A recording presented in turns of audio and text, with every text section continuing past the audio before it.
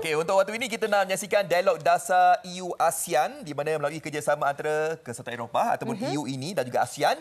Inisiatif ini membuka ruang kepada perkongsian ilmu, pertukaran idea dan juga pengukuhan jaringan global. Betul. Dan kalau kita lihat dalam dunia yang semakin saling bergantung dan juga pembangunan bakat dan juga kemahiran menjadi kunci kepada kemajuan ekonomi serantau. Jadi ini ada satu pengisian yang disediakan oleh wartawan kami iaitu Aminah dengan dialog dasar EU ASEAN. Saksikan. Kesatuan Eropah dan Persatuan Negara-Negara Asia Tenggara ASEAN menganjurkan dialog dasar EU ASEAN pendidikan tinggi kali ketiga di Kuala Lumpur.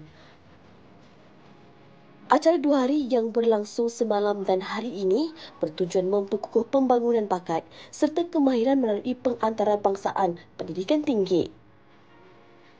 Bukan itu sahaja, program anjuran bersama Kementerian Pendidikan Tinggi Malaysia dan Kesatuan Eropah ini dapat mempertingkat kerjasama antara kedua-dua rantau. Dialog ini menghimpunkan Menteri Pendidikan, Pegawai Kanan Kerajaan serta pemimpin institusi pendidikan tinggi dan vokasional dari seluruh ASEAN dan EU.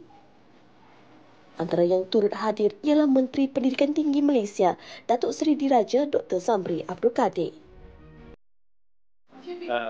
Malaysia hari ini menjadi tuan rumah untuk mesyuarat ASEAN EU berkaitan dengan pendidikan teknikal, khususnya dalam pendidikan TVET. Dan hari ini kita turut bersama ialah Setiausaha Pendidikan Filipina dan juga wakil EU untuk ASEAN. Jadi apa yang mereka bincangkan pada hari ini untuk mengungkapkan bagaimana EU dan ASEAN dapat mengemukakan satu polisi baru yang berkaitan dengan TVET dan juga dari segi talent development dalam negara-negara ASEAN. Dan Malaysia menjadi tuan rumah sempena dengan kepengurusian ASEAN. Saya senang dengan kegiatan ini dan tentu saja berharap akan menambah sebanyak mungkin network dan bisa berkontribusi lebih baik dalam hubungan-hubungan ASEAN yang dalam hal ini bisa dalam bentuk pengajaran, akademik, kemudian research dan juga community empowerment program yang sangat perlu kita lakukan di seputar ASEAN ini.